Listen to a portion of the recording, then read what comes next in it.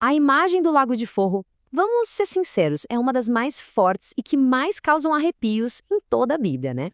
Mas, e se o significado por trás dessa imagem for completamente diferente daquilo que a gente sempre imaginou?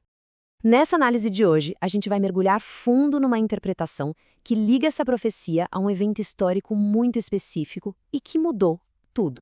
Quando alguém fala em Lago de Fogo, a primeira coisa que geralmente vem à mente é aquilo: um lugar de sofrimento sem fim, um castigo que nunca acaba.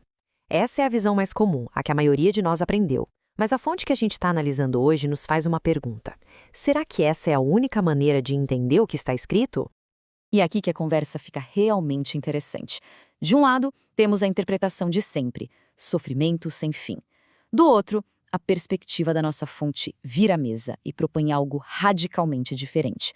O Lago de Fogo como um símbolo pro fim de uma aliança, um juízo histórico que já aconteceu. Parece estranho? Bom, vamos entender como essa ideia é construída. Para a gente conseguir seguir essa linha de raciocínio, primeiro a gente precisa decifrar um dos personagens principais do livro de Apocalipse. Entender a identidade da Grande Babilônia, a cidade que estava sentenciada a esse juízo, é a primeira peça-chave desse quebra-cabeça. O próprio livro do Apocalipse nos dá uma pista muito importante. Ele descreve essa Babilônia como a grande cidade que reina sobre os reis da terra. Pensa bem, na época em que isso foi escrito, que cidade tinha esse poder todo, essa influência política e religiosa gigantesca para os leitores daquele tempo? Agora a coisa fica ainda mais intrigante quando a gente cruza essa informação com outras partes das Escrituras. Olha só o que o próprio Jesus diz, lamentando sobre uma cidade específica. Ele identifica Jerusalém como a cidade que tem um histórico de matar os profetas que Deus enviava.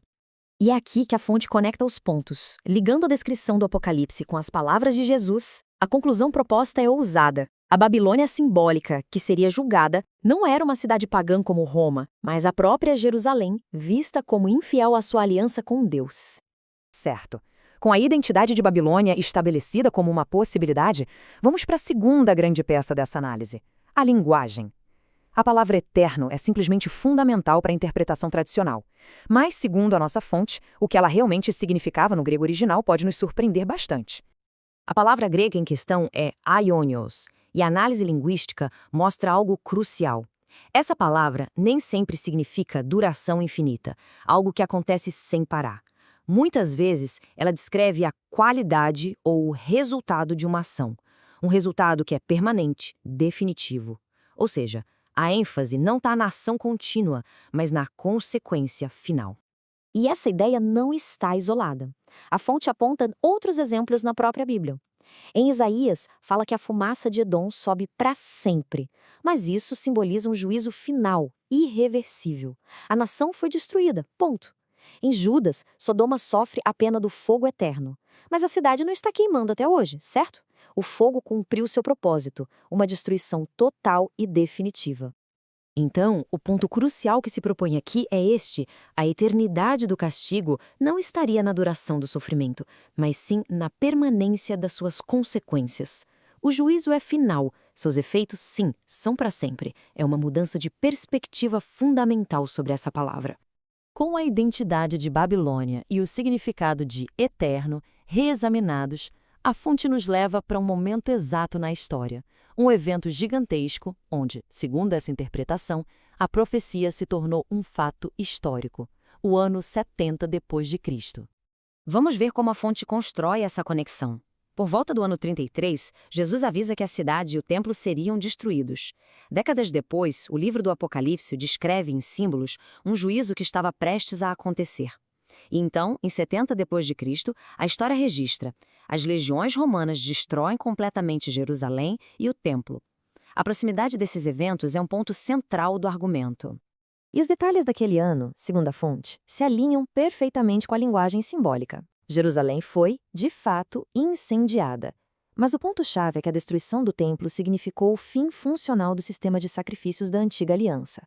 Foi um juízo histórico que removeu fisicamente o centro daquela ordem religiosa, o que é interpretado como cumprimento da profecia. Isso nos leva, então, à conclusão lógica. Se o Lago de Fogo foi esse juízo sobre a Jerusalém infiel no ano 70, o que diados é a segunda morte que o Apocalipse menciona? Dentro dessa lógica, a segunda morte não seria sobre o tormento da alma de uma pessoa, mas sim sobre a morte de um sistema. Seria o fim absoluto, sem chance de retorno, da era da antiga aliança. Um sistema que já estava sendo substituído pela nova aliança, mas que teve seu fim simbólico e histórico selado ali, com a destruição de sua cidade central. Portanto, a conclusão que a fonte nos apresenta é esta: o lago de fogo seria a poderosa metáfora bíblica para o juízo final e já consumado que caiu sobre a Jerusalém do primeiro século. Um evento que colocou um ponto final definitivo na antiga aliança, abrindo de vez o caminho para a nova.